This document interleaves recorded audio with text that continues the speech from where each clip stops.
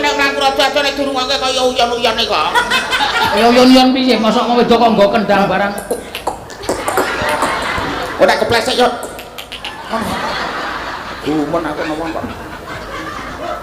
Kok iso ya, Mbah? Kok iso nirokke kan? Mbah, lah wong seni iki mlaku kaya uyon-uyon ning ramane. Ono seni kok uyon-uyon. Mlaku kok kaya uyon-uyon iki piye suarane? Ambekane kowe kaya rebak. Lara mengi. Iya. Iya, Mbak Ikam. Sesideman menika, Mbak. Nggih, nyuwun sesideman. Monggo.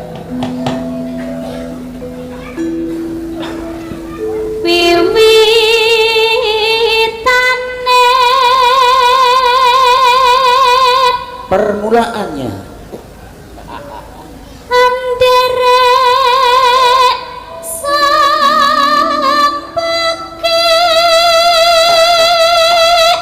ikut juragan. Sampeke kok juragan iki. Ya juragan iki jenenge pekik kok ngayal temen. ngawur Mbah Waloyo. Meneng apa to kulo? Aja nyalahke dagelan.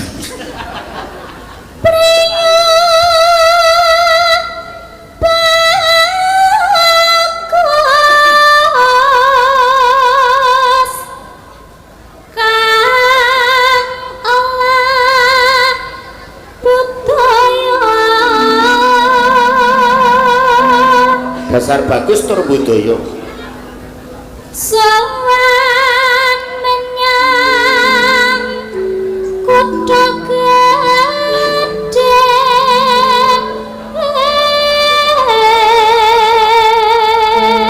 Teko ning negara Bentara terus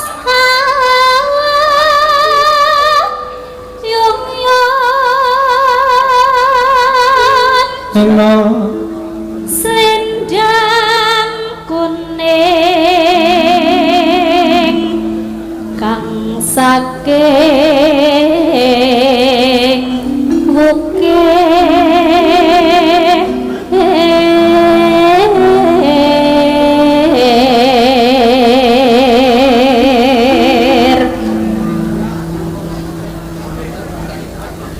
ora sah ngangeti aku ndak kepencut. Alah, kowe ngono kok mencotke. Napa? Zoro. Mbok jenengan. Anak iso nek aku. Pelit. Ora pelit ya ora iso tuku sepeda motor. Swara kurang pramono ning wasis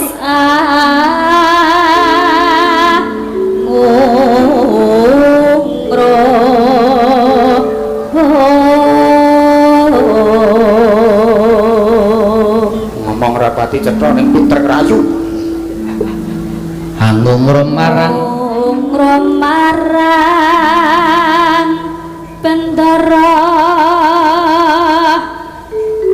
tiah selestyo pijer ngincangake alis terus tresno sesideman.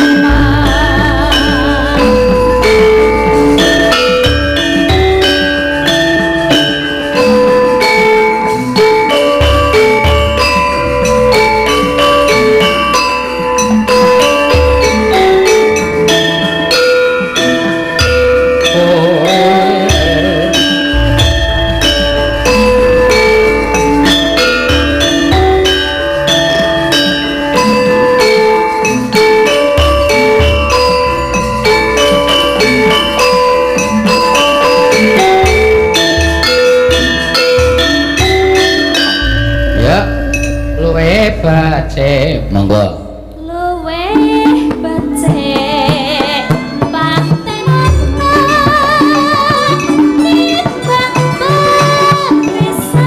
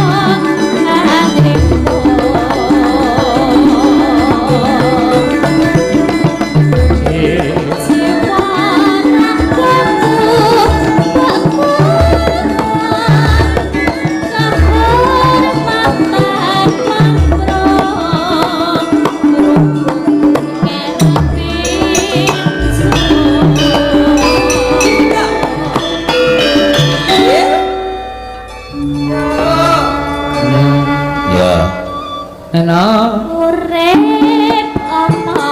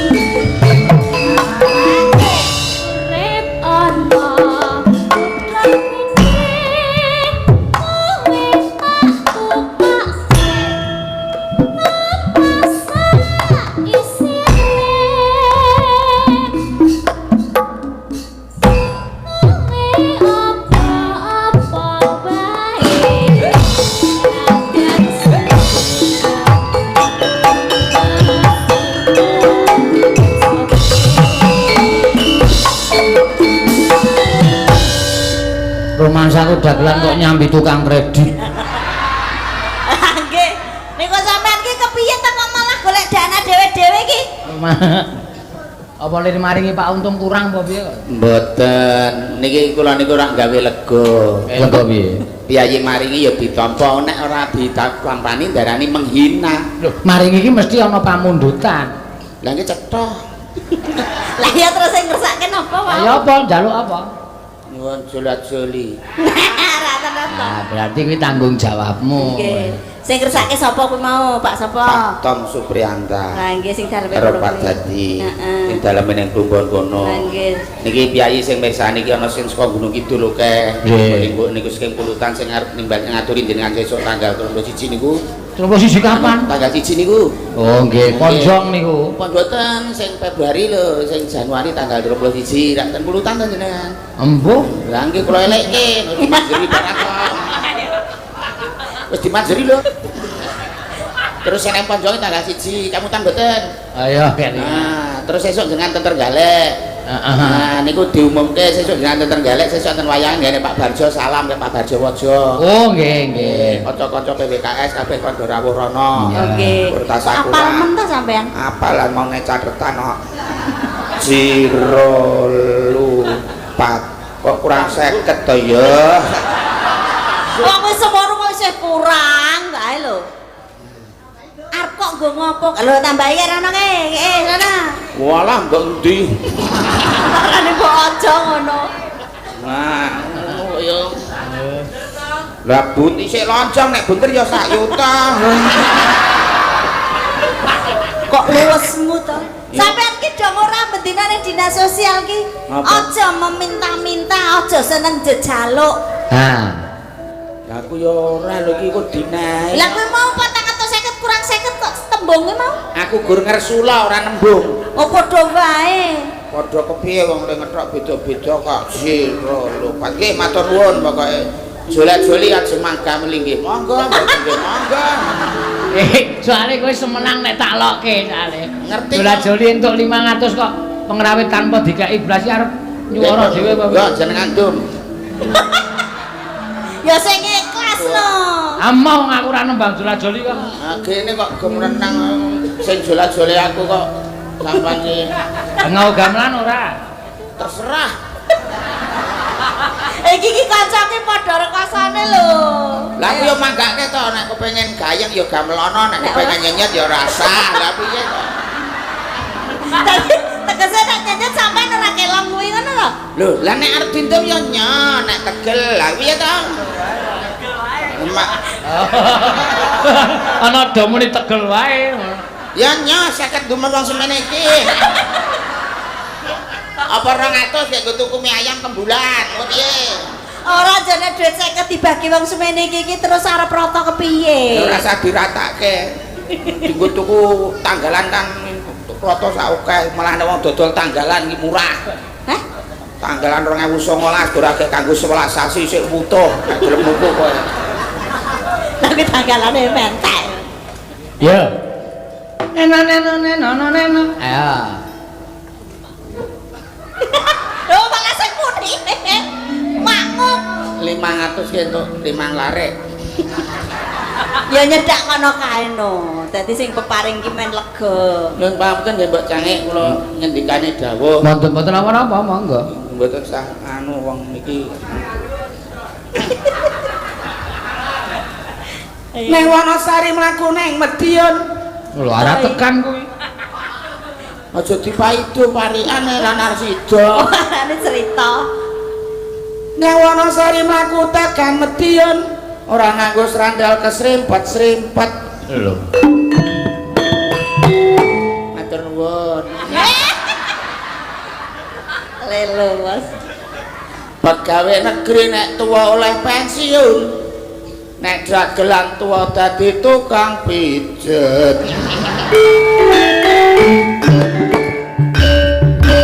Terima kasih. Ayo ora ming anu tok. Nek arep menghormati ki ya Pak Untung ki ya digawe parikan. Lah sampun niku wau. Ah urung. Dinas sosial. Dinas sosial kok. Sampun Pak Untung nggih sampun. Piye? Menika asmanipun Pak Untung. Heeh. Piyayine seneng tetulung. Anggo apa-apa ora perlu bingung.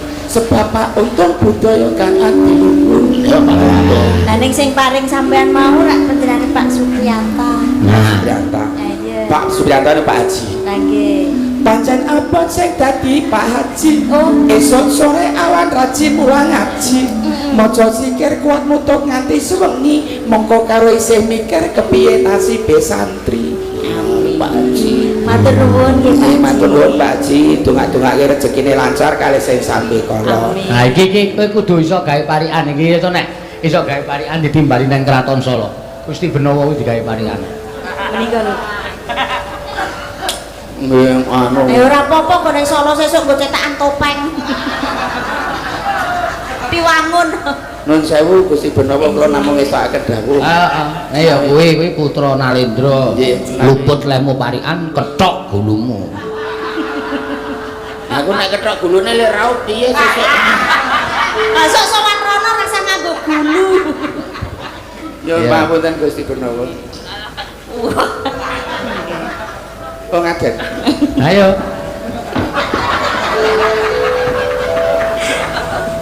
Ya. Nuwun sewu Gusti Benowo. Piyayine anten pancen satriya. Mila pantes putra Nalendra piyayine menika ora belik dasare lomo. Pun, nek kula ulung pelit mawon Gusti pun. Meneng mawon pun batur kan. Ora kudu mari Iku mengarep ngemis sapa-sapa. jenenge ngalembono lho. Ngalembono kok tekan lomo barang ora. Lah kok kan wayo nun sewu Gusti Benawa menika namung supados pinanggih kemawon mboten kok kula badhe nyuwun menika mboten saestu Gusti. Mboten badhe kula kok badhe nyuwun menika babar pisan mboten Gusti. Nek rupa ngermimi. Iya. Ya ora apa-apa. Iya. Namung kegujengan. Nggih. Wonten nawala. Oh nggih. Ya saking Pak Tom. Pak Tom wis apa, Mbah? Nah niku Pak Tom Supriyanta ingkang ngersakaken jola-joli kala wau. Oh. Pinjang nimbali panjenengan wonten ing Desa Pulutan menika Padukuhan Butuh. Oh nggih. Nggih, matur sembah nuwun. Pak Tom ngersake podang kuning sing nyekar Mbak Tatin. Ya, ayo Tin. Podang kuning saiki pamundutan. Ya, nggih. Saka Pak Tom. Heeh. Podang kuning. Saya lagi. Iya, ya lagi dibakokke tahun iki. Kok tahan iki? Ya muga-muga tahun sak terus iki tetep dibakokke. Nggih, amin. Ya, Napa niki? podang kuning. Mbah, mbok sajirine to, Mbah? Ya engko nek ora dikon aku jejer darani wong tuwa cenangangan ngono aku ra yo nek tok kon yo nyedak. Ya jejer tuwa kae ya ora apa-apa, Mbah ngrano liyane. Iya, aku tuwa iki ya isih urip. Kowe suarane sithik ning sengak lho. Lah apa? Tuwa kae ora apa-apa mbah ora ono liyane. Nah ya ora apa-apa mbah nek ora ono liyane ya nduk ya. Lah ya anane tuwa lho. Lah ya tuwa malah nek dipuk cepet rukul dia mau ngayal. Sing apa temak-temak lho. Buru-buri lho tuwa. Ya buri iki. Nah, nah padha. Boleh balik padha apa? Kedah padha kenapa Maksudnya, apa? padha apa? Kae lu takoni lho. Padha piye? Tegese padha ngene bojoku ya nek gegere ngono. Ora mesti ya ta? Ya syukur nek dong. War ngece. Ora kok ngecep ya muni padha kok ngece ngopo? Lah padha mesti padha karo endi? Padha karo gegere bojoku. Ya ora genakan cilik. Ora, Ding, nek tetep beda, Ding. Ora. Coba nek aku demokan padha nek Tatin ra. Ah. Ning ngarep buri. Sengkrang lho. Beda ta? Kaya ning rine. Nek kowe Nel. Apa nel? Piye ta? Padha ora? Aku rak celat muni ner ngono ki nel ngono lho. Padha ora? Ya beda dhek ngene sengkrang kene nel ora padha. Apik kowe nduk Cahayu. Tenan. Arep bojolke. Isi ya. Ngopo itu? Kok kaya iku? Lah aku dek kambian yo ngono lho. Ora wirunge napane? Ora neng-neng. Lah kok iso muni? Ya ben wong mercon kowe muni kok irung ora lek muni. Ora sak kebut-kebut terus kok ndak kulet. Kok kulet padake? Ayo nduk. Aku bingung.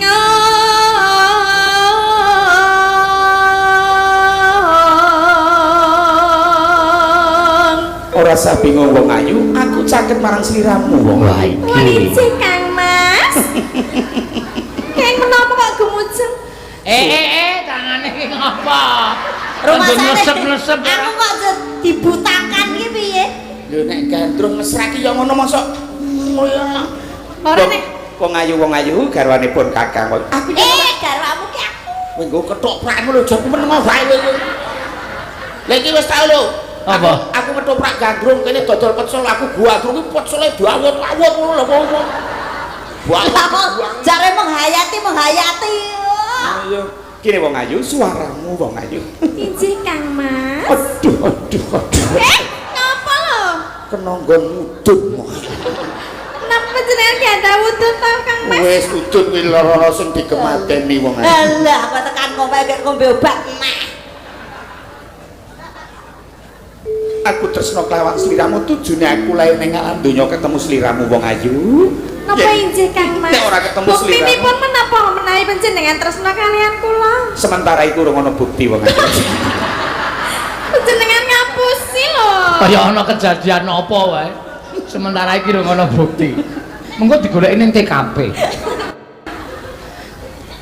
Saben dina mikir manut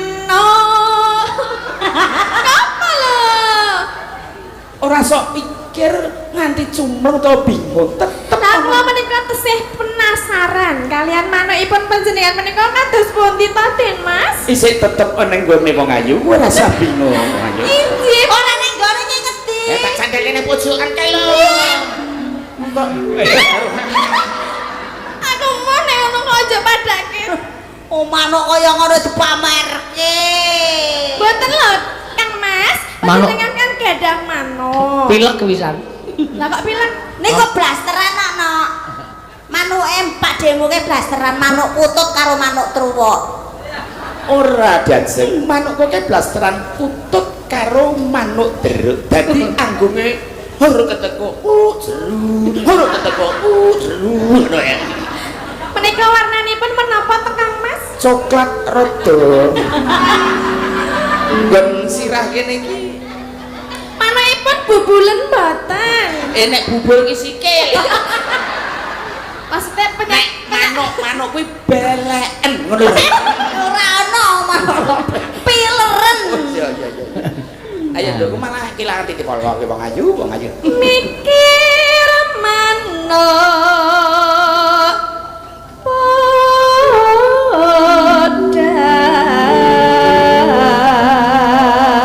podang. Oh tunggu namu tu manuk podang. Pancen bener ngendikamu podang yang sinawang katon indah wong ayu. Agawe gregeting ati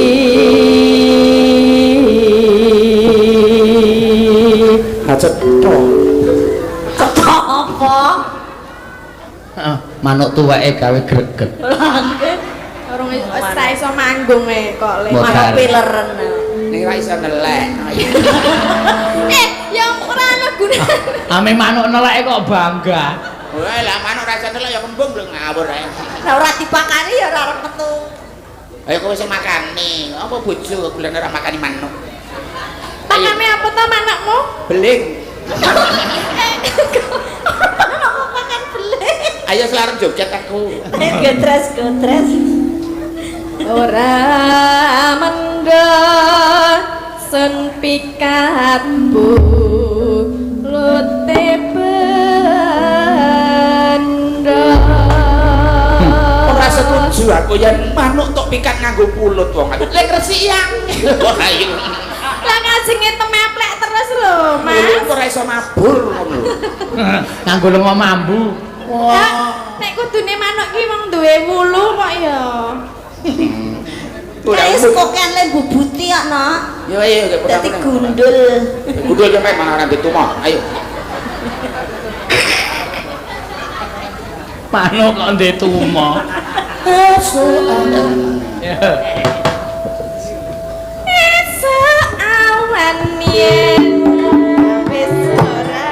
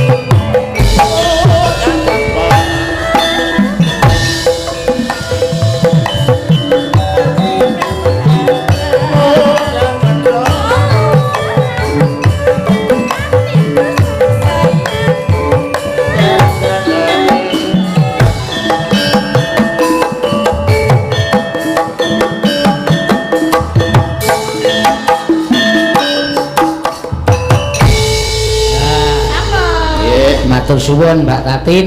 Mbak Walia sembah nuwun nggih. Matur nuwun nggih. Mbak Suhin matur nuwun.